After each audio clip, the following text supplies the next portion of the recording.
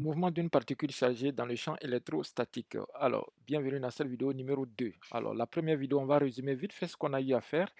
Donc là, vous avez les armatures du condensateur, donc ici chargées positivement, ici chargées négativement. Donc la particule qui est un proton, ici, on a choisi un proton, donc Q égale plus E. Voilà, plus si c'était un électron, j'allais mettre ici moins E. OK. Donc ici, il pénètre donc à partir du point O qui est l'origine d'un repère. Vous voyez, on a adjoint un repère à ce schéma-là. Donc ici, ça c'est l'axe des X, ça c'est l'axe des Y. Donc le vert, c'est la vitesse V0 du proton. Donc le proton, on est d'accord qu'il sera de plus en plus attiré par la plaque moins, de sorte qu'il va sortir en un point ici, d'accord, et là, il va venir heurter l'écran ici en un point ici P, ou bien voilà un point d'impact qu'on va appeler le point P.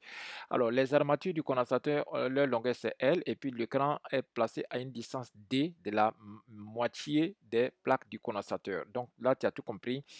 Alors, on a dit que dans la première vidéo, on a dit que le poids étant négligeable, donc F, c'est comme ça on écrit de façon physique, donc P inférieur à la force électrostatique, donc ce qui veut dire que le poids sera négligé. Là, donc, comment on appelle la somme des forces extérieures, la deuxième loi de Newton nous dit donc que la somme des forces extérieures égale m fois accélération. Or, les forces extérieures, il n'y a qu'une seule qui est la force électrostatique, donc F est égal à m fois gamma ou m fois A. Donc, or, on sait que la force électrostatique, sa formule à elle seule, c'est Q fois E. Donc, je remplace donc F fois Q fois E par Q fois E. Q fois E sera égal à M fois A. J'ai déduit donc A. Le vecteur A sera donc à la Q sur M fois E. On a fait les projections. Donc, voilà ce qu'on a fait. Sur l'axe des abscisses, donc on a fait juste le produit scalaire, comme j'ai toujours expliqué dans toutes mes vidéos. Pour projeter sur un axe, il faut faire le produit scalaire. On a trouvé donc 0 et moins Q valable celui de M sur E. Voilà. Maintenant, aujourd'hui, ce qu'on va faire, on va continuer, on va chercher donc la loi horaire de la vitesse connaissant l'accélération. Donc, je vais aller sur le tableau numéro 1, d'accord. Donc, je me mets en position d'écriture. Je vais rappeler les composants de l'accélération, d'accord. Voilà. Donc, l'accélération, on a vu que l'accélération a pour composante donc AX égale 0 et AY, on a trouvé moins valable celui de Q sur M fois la valeur du champ E. Or qu'est-ce qu'on sait? Or, on sait que la vitesse à tout instant, la vitesse en fonction du temps, c'est égal.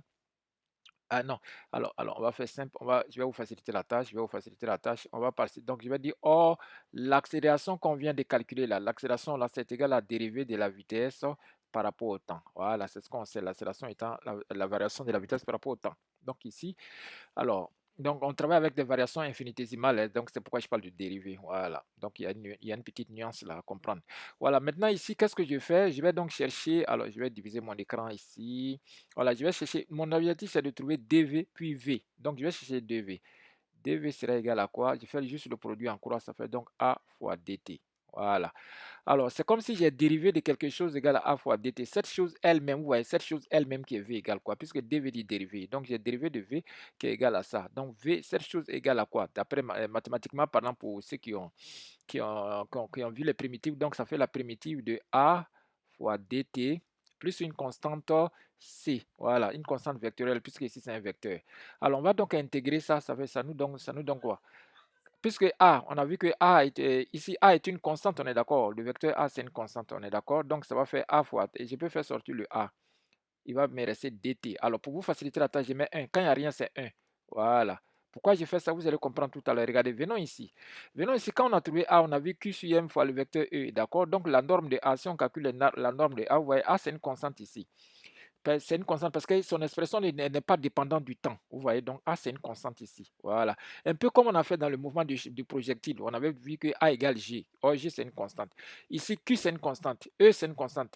La valeur du champ, le champ est uniforme partout. Donc, c'est un champ uniforme. Donc, ici, accélération, c'est un vecteur constant.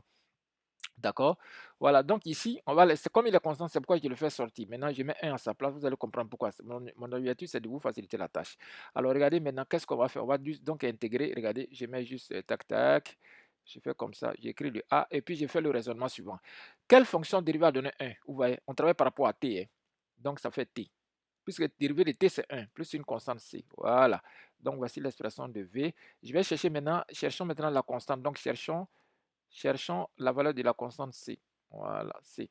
Alors, on fait à t égale 0 pour trouver. Donc, on utilise, pour trouver les constantes là, les constantes, il faut travailler avec les conditions particulières ou bien il faut travailler avec les conditions initiales. Ici, en physique, on va travailler beaucoup avec les conditions initiales. Donc, je mets à t égale 0.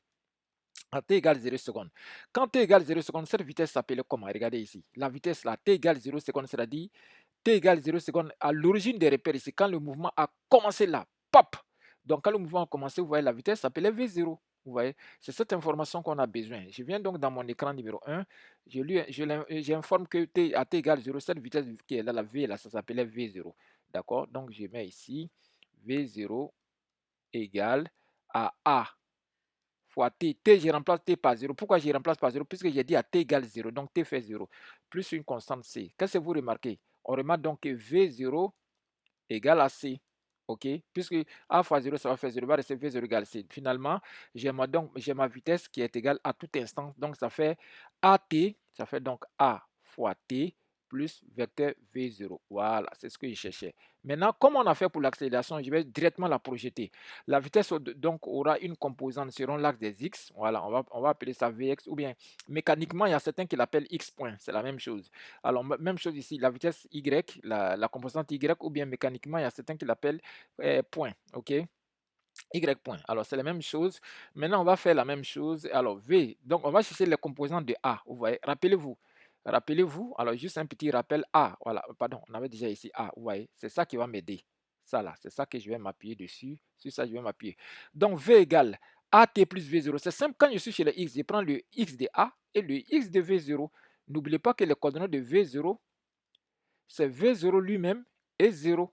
Pourquoi? Parce que regardez, là, V0, là, vous voyez, vous voulez trouver ces coordonnées. Vous faites juste le produit en croix. Donc V0, vous voyez, il est exclusivement porté sur l'axe des abscisses. Vous voyez, sur l'axe des abscisses, il est exclusivement porté par l'axe des abscisses. Par contre, sur l'axe des Y, il n'y est pas. Ça fait 0. Vous voyez, donc ça fait V0 et 0. C'est ces composantes qu'on va donc utiliser ici dans notre première partie, dans cette partie-là. Donc ici, je vais donc résumer V0 et 0, c'est ce que j'ai écrit. Alors, on fait la même chose. La composante de A, ok, A, son abscisse, ça fait 0. Vous voyez, donc j'aurai donc 0. Voilà, j'ai écrit. Ça fait 0 fois T plus V0. V0, c'est V0 lui-même, vous voyez, sur l'axe des abscisses. Même chose ici. Comme je suis chez les Y, je prends tous des Y. Donc, A chez les Y, ça fait donc moins Q. Moins valeur celui de Q sur M. Donc, ça fait AT plus V0. V0, ça fait 0. Donc, finalement, qu'est-ce qu'on retrouve? On retrouve donc le composant de la vitesse Vx égale, donc ça va faire V0, donc Vx à tout instant. Et Vy, ça va faire donc moins Q, valable absolu, de M, E, T. Voilà, donc voilà ce que je cherchais. Voilà. On va donc s'arrêter là. Ça, c'est la vitesse instantanée, donc la vitesse à n'importe quel temps. Prochaine vidéo, on va essayer maintenant de calculer tout ce qui est équation de la trajectoire, tout ce qui est vitesse à la sortie. En gros, c'est ce qu'on va faire. On va essayer de calculer la vitesse à la sortie ici et la vitesse au point d'impact ou avec les angles qui vont avec. Voilà, donc voilà ce qu'on va faire pour cette prochaine fois. Et voici donc l'animation pour toi pour que tu comprennes. Et voilà, abonne-toi si ce n'est pas encore fait. Donc, je propose des formations en maths, en physique et apprendre les gens à programmer en informatique. Rejoins-moi dans mon Discord et on va bien s'amuser et apprendre à programmer aussi. Cette vidéo est terminée.